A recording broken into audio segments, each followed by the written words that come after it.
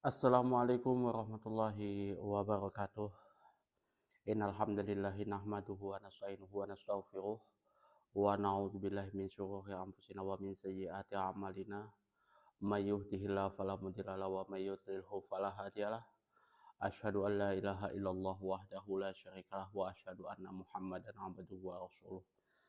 Allahumma shalli ala sayyidina Muhammad wa ala ali sayyidina Muhammad kama shallaita ala sayyidina Ibrahim wa ala ali sayyidina Ibrahim wa barik ala sayyidina Muhammad wa ala ali sayyidina Muhammad kama barakta ala sayyidina Ibrahim wa ala ali sayyidina Ibrahim fil alamin innaka Hamidum Majid. Rabbi shrah li sadri wa yassir li amri wahlul 'uqdatam min lisani yafqahu qawli amma ba'du. Hadirin hadirat jamaah kaum muslimin wal muslimat yang dirahmati oleh Allah Subhanahu wa taala. Eh, Kali ini kita akan membahas hadis 465 ya, yang mana hadis ini membahas tentang jumlah rakaat sholat ba'diyah setelah sholat Jumat ya. Setelah sholat Jumat. Nah, hmm, apa namanya? Berapa rakaat sih jumlah sholat rawatib yang mesti harus kita kerjakan dan bagaimana cara kita mengerjakannya. Apakah dia 4 rakaat, 2 rakaat? Kalau misalkan 4 rakaat nanti apakah dia dengan sekali salam atau dengan 2 kali salam? Nah, itu nanti kita akan bahas di sini ya secara tuntas. Wa Nabi Hurairah radhiyallahu anhu qala Rasulullah sallallahu alaihi wasallam, "Idza shalla ahadukumul jum'ata falyusalli ba'daha arba'an." Rawahu Muslim.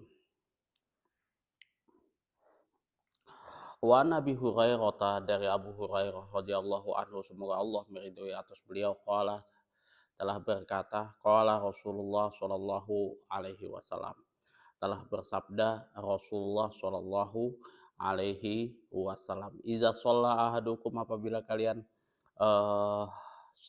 apabila salah seorang di antara kalian sholat al-jumu'ata, sholat Jumat, falyusolli ba'daha, maka sholatlah kalian setelah sholat Jumat tersebut arba'an, 4 rakaat lagi ya. Jadi bagi teman-teman yang sudah melaksanakan sholat Jumat, hendaklah melaksanakan sholat Jumat setelahnya. Nah, kalau di sini hadisnya ini diriwayatkan oleh Imam Muslim, Imam Ahmad, Abu Daud, At-Tirmidzi, An-Nasai. Kalau menurut pendapat Al-Imam Nawawi di sini di dalam syarah Minhaj, di dalam kitab Minhaj syarah Muslim, Imam Muslim di sini Imam Nawawi menambahkan bahwasanya sholat 4 rakaat ini adalah sunnah, bukan wajib. Nah, kemudian Imam Syafi'i di sini menambahkan bahwasanya Imam Syafi'i dan jumhur ulama di sini, kalau misalkan kita melaksanakan sholat sunnah 4 rakaat, maka hendaklah dipisah dengan salam 2 rakaat, 2 rakaat. Jadi kita melaksanakan 4 rakaat itu enggak sekaligus 1 rakaat kayak gitu. Enggak sekaligus 1 kali salam, enggak, tapi dia kita kerjakan dulu 2 rakaat salam, kemudian 2 rakaat lagi salam. Seperti itu ya. Itu tambahan yang ada di catatan kitab ini tadi. Kemudian kita lihat makna keseluruhannya adalah disyariatkan melakukan sholat sunat ba'diyah setelah sholat Jumat dengan jumlah 4 rakaat. Perintah dalam hadis ini menunjukkan kepada pengertian sunnah. Jujur untuk ini ya, saya nggak tahu gimana ulama itu bisa menelaah hadis seperti ini. Dia bisa tentukan ini wajib, sunnah, kemudian atau kalau misalkan Kalau misalkan ayat itu menunjukkan larangan itu ini haram atau makruh, atau di antara keduanya itu mubah. Itu jujur aja, saya masih apa ya, kesulitan masih itu menelaah apa ya, ulama-ulama fik metode dia gimana menentukan antara ini wajib, sunnah, atau ini haram, makruh, atau mubah. Jujur aja kalau menurut saya ini bukan hmm, apa ya, ini bukan materi yang kaleng-kaleng, pemahaman yang kaleng-kaleng. Itu butuh apa ya istilahnya, pendalaman lagi masalah ya seperti ini. Dan mereka ini jujur aja berguru tuh bukan sembarangan, bukan main-main itu, dan sangat sulit itu ya, sangat sulit. Tuh mereka jauh-jauh misalkan dari Irak ke Madinah, dari Madinah ke Irak dan lain sebagainya, menuntut ilmu kayak gitu, apalagi berkenaan dengan hadis. Saya nggak bisa mikir masih itu. Kayak contohnya masalah sholat sunnah rawatib itu. Kalau kita baca hadisnya di mana oh bukan sholat sunnah rawatib, ini keutamaan sholat berjamaah. Nah itu kan di hadis pertamanya itu yang ada di kitab Bulughul Maram itu, yang mana Rasulullah Shallallahu Alaihi Wasallam kalau misalkan beliau apa ya, ada pengganti posisi imam di situ di sholatnya, dia akan keliling menemui siapa-siapa aja nggak sholat berjamaah. Kalau misalkan dia temukan orang yang nggak sholat berjamaah, dia akan langsung bakar itu rumah. Kalau kita sekilas melihat, kalau menelaah hadisnya ini wajib, tapi jumhur ulama mengatakan ini tetap sunnah, tapi sunnah yang muakkad. Tuh. Itu saya masih ya salut lah kalau masalah tentang ulama-ulama fik kan. Kelas Imam Abu Hanifah, kemudian Imam Syafi'i, Imam Malik, Imam Syafi'i, Imam Ahmad bin Hambal, dan ulama-ulama yang lain kayak gitu kan. Padahal kalau misalkan sekelas Imam Abu Hanifah itu, dia itu hadis itu masih susah ya, masih melalui proses periwayatan. Dan di Kufah itu hadis pun tidak seberapa banyak berbanding dengan di Madinah. Masalah yang mereka hadapi itu peliknya bukan main. Berbagai macam masalah sudah di situ ada. Mereka harus secepat mungkin berkejaran dengan waktu untuk menentukan masalah yang cepat terjadi, yang terus timbul kala itu, dan ditambah lagi Syiah di situ lagi kuat-kuatnya. Tuh memang saya ya walaupun tidak banyak mengikuti pandangan-pandangan Imam Abu Hanifah, tapi saya salut dengan kepiawaian orang-orang apa ya istilahnya, orang-orang Abu Hanifah di situ di Kufah itu.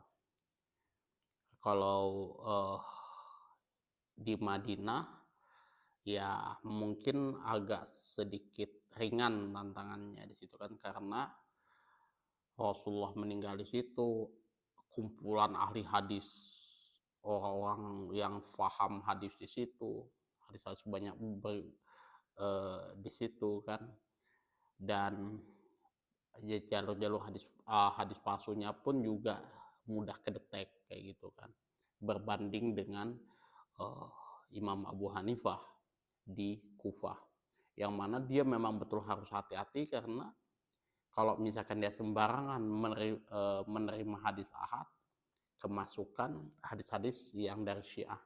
Itu yang bahaya. Wallahu alam bisawab ya. Semoga Allah ya istilahnya menerima amal-amal ulama-ulama kita, ulama-ulama salaf kita ya. Semoga perjuangan apapun perjuangan yang mereka perjuangkan itu bisa diterima oleh Allah Subhanahu wa taala dan kita bisa sampai rasakan sekarang ini ya. Kalau kita ini ya membaca kitab kayak saya nih ya sudah enaknya aja kayak gitu kan. Tapi kalau mereka yang seperti ini bukan main. Luar biasa.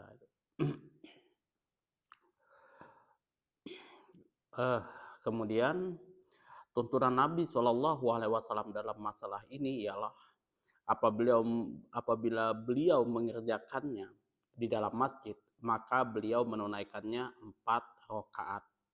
Apabila beliau mengerjakannya di rumah, maka beliau menunaikannya 2 rakaat. Hikmahnya disyariatkan sholat sunnah ba'diyah Jumat ini ialah untuk menambal kekurangan yang terjadi di dalamnya. Ini ya. Sebenarnya kalau misalkan sholat sunnah qobliyah atau ba'diyah itu sunnahnya itu di rumah. Semua sholat sunnah itu sunnahnya itu dikerjakan di rumah itu ya, kecuali sholat maktubah ya, itu afdhalus sholatil mar'i fi baitihi ilal maktubah itu. Jadi kalau Rasulullah itu kalau misalkan beliau sholat di masjid, beliau menunaikannya 4 rakaat. Kalau misalkan beliau mengerjakannya di rumah, maka beliau mengerjakannya 2 rakaat. Nah, di sini kita akan bahas lagi analisis lafadznya dan fikih hadisnya. Kemudian di sini kita lihat analisis lafadznya adalah fal yusolli ba'daha arba'an, yaitu 4 rakaat sesudah sholat Jumat sebagai sholat sunat. Ya, makna lahiriah perintah ini mengandung pengertian wajib. Hanya pengertian ini menjadi mudah karena lafaz yang lain menurut riwayat Ibnu Syabhah disebutkan sebagaimana berikut: mangkana musollian ba'dal jum'ati fa yusolli arba'an. Barang siapa yang sholat lagi sesudah sholat Jumat, maka hendaklah ia sholat 4 rakaat. Hadis ini diketerangan oleh Imam Muslim. Jadi dari hal ini dapat disimpulkan bahwa perintah pada hadis pertama tidak menunjukkan wajib. Ya, melakukan 4 rakaat adalah hal yang lebih afdol daripada 2 rakaat karena perintah hadisnya menunjukkan pada bilangan tersebut. Hal ini pula lah yang banyak dilakukan oleh Nabi Shallallahu Alaihi Wasallam. Jadi kalau misalkan mau mengerjakan 4 rakaat itu apakah memang sudah saklek dengan seperti itu? Wajib ini bukan artinya dia wajib wajib secara hukumnya memang wajib gitu. Enggak, maksudnya itu sholat sunnah ini apakah memang sakleknya 4 rakaat atau dia bisa 2 bisa 4. Nah, seperti itu. Jadi kalau di sini mangkana musolliyan ba'da jum'ati falyusolli arba'an, di sini artinya dia sunnah dilakukan 4 rakaat maksimalnya kayak gitu kan. Itu maksimalnya, lebih afdolnya itu 4 rakaat daripada 2 rakaat. Tapi kalau teman-teman mau mengerjakannya 2 rakaat itu juga tidak ada masalah. Kemudian kita lanjut di fikih hadisnya. Disunahkan melakukan sholat sunnah ba'diyah selama sholat Jum'ah. Dianjurkan agar sholat sunat ini dikerjakan dalam jumlah rakaat maksimal 4 rakaat, minimal 2. Jadi ada 2 pilihan, maksimal 4 rakaat yang lebih afdol, nah minimalnya 2 rakaat. Tidak bisa lagi ditawar daripada itu ya. Jadi atau kita tambah menjadi 6, nggak boleh ya. Jadi maksimal 4, minimal 2, itu ya. Itu sholat sunnah ba'diyah setelah sholat Jumat gitu. Jadi upayakan kalau misalkan kita melaksanakan segala sesuatu itu mesti harus ada disiplin ilmunya kayak gitu ya. Nggak bisa kita sembarangan masukkan apa ya, ibadah-ibadah lain yang memang itu tidak ada asal daripada eh, ya daripada hukumnya kayak gitu kan. Misalkan kayak sholawat atau misalkan sholat apa lagi di sholat duha lagi dimasukkan di sholat setelah apa namanya setelah sholat Jumat itu juga tidak boleh. Atau misalkan kita sholat badiahnya ini kita tambah lagi menjadi 6 rakaat kayak gitu, atau 8 rakaat, dua dua dua dua dua kayak gitu, semaksimalnya itu jangan. Di sini Rasulullah sudah memberi batasan 4 rakaat. Jadi itu sudah batas maksimalnya. Seberapa kuat pun, seberapa semangat pun teman-teman mau melaksanakan ini tidak boleh ya. Itu sudah suul adab namanya, kurang ajar terhadap Rasulullah Shallallahu Alaihi Wasallam. Itu saja yang dapat saya sampaikan, kurang dan lebihnya saya mohon maaf yang sebesar-besarnya apabila ada kesalahan ya di dalam penyampaian saya eh, tentang kitab-kitab yang ada di video ini. Kemudian ada kata-kata saya yang menyinggung hati teman-teman semuanya yang tidak pantas didengar di dalam video ini. Sekali lagi saya mohon maaf yang sebesar-besarnya. Apabila ada saran, masukan, kritikan, dan juga pertanyaan, silahkan teman-teman atur di kolom komentar. Karena jujur aja masukan teman-teman, support teman-teman itu menjadikan motivasi saya sendiri. Walaupun jujur aja video ini semaksimal mungkin saya bisa mengerjakan, tapi view-nya juga masih mandek, penambahan subscribernya juga nggak begitu signifikan. Saya wallahu alam bisawab, kenapa seperti itu juga saya nggak tahu kayak gitu kan. Tapi ya gimana caranya semaksimal mungkin saya bisa memberikan yang terbaik untuk teman-teman semuanya kayak gitu. Akhirul kalam wabillahi taufiq wal hidayah. Assalamualaikum warahmatullahi wabarakatuh.